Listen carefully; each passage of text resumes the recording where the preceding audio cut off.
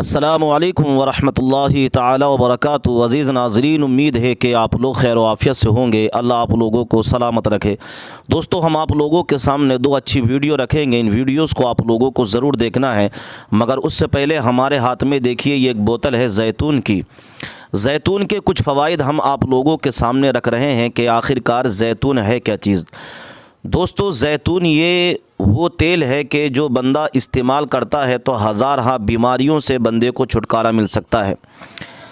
जिन लोगों को दिल की कमज़ोरी है, जो लोग दिल के ख़तरात में मुब्तला हैं, उन लोगों के लिए जैतून का तेल बहुत ज़्यादा मुफीद है।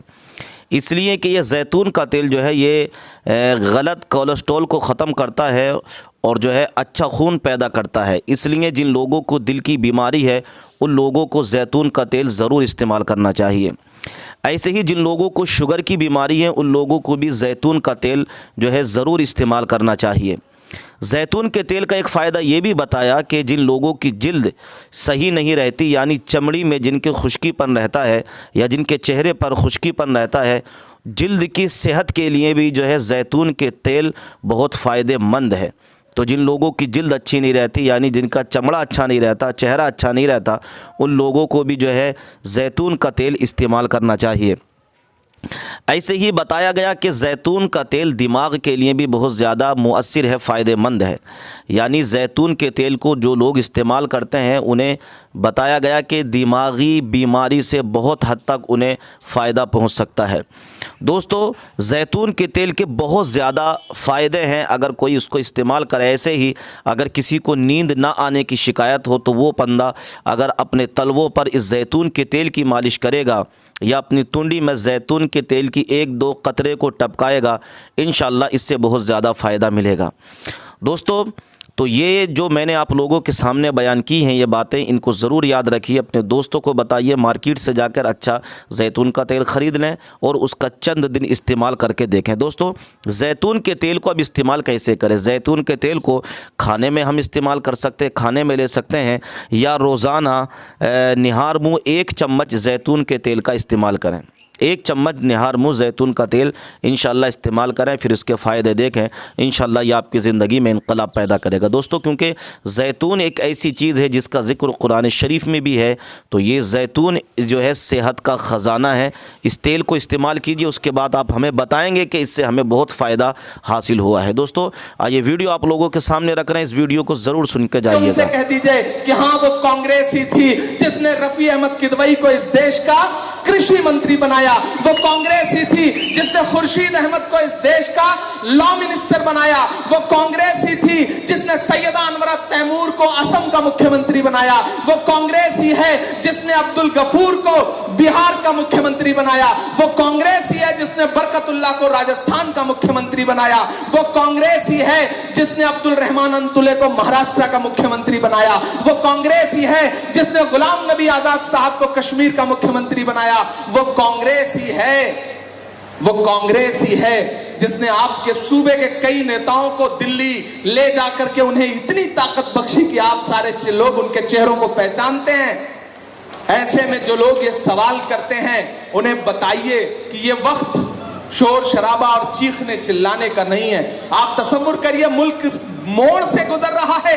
एक तरफ त्रिपुरा में आग लगाई जा रही है, जलाए जा रहे हैं घर। अगर कोई सवाल भी खड़ा कर रहा है तो यूएपीए तैयार है। यूएपीए के नाम पर पत्रकारों को, एक्टिविस्टों को, जो भी उनके लिए खड़ा हो रहा है, वकीलों को, उनको जेल में उठा के डाल दिया जा रहा है। ऐसे वक्त में पूरे मुल्क में अगर कोई बोल रहा है तो एक शख्स खड़ा होकर के बोल रहा है जिसका नाम राहुल गांधी है, जो अलग ऐलान कह रहा है कि त्रिपुरा के मुसलमान भाइयों के साथ जुल्म हो रहा है।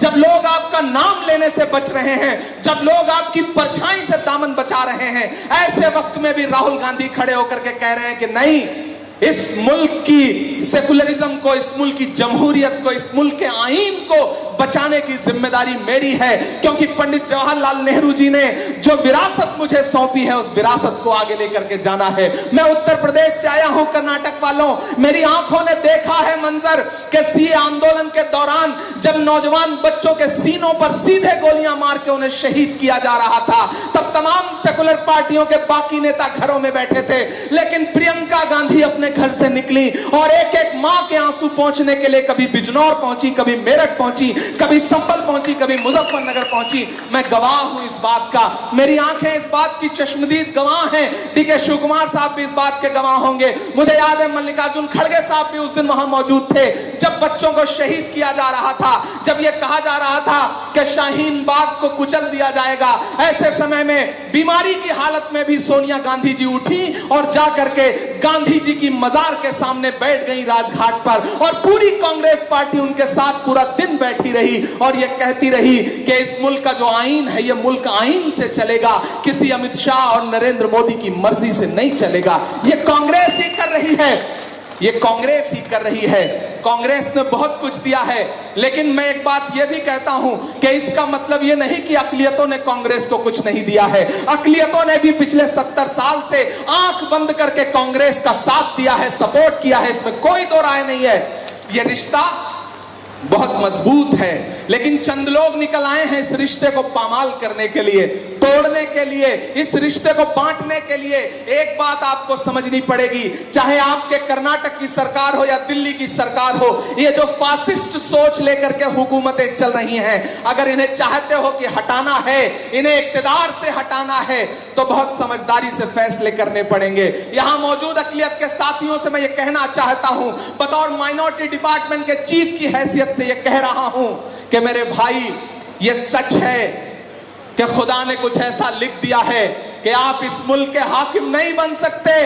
यह सच है कि आप इस मुल्क के हाकिम नहीं बन सकते, लेकिन उससे भी बड़ा यह सच है कि बिना आपके समर्थन के भी इस मुल्क का कोई हाकिम नहीं बन सकता। यह सच्चाई है। इस सच्चाई की ताकत को पहचानिए। तो मैं आपसे बस इतना कह रहा हूं कि किसी छोटे मोटे सवाल के लिए बहुत बड़ी उम्मीदों का सौदा मत कर लेना, झांसे में मत आना।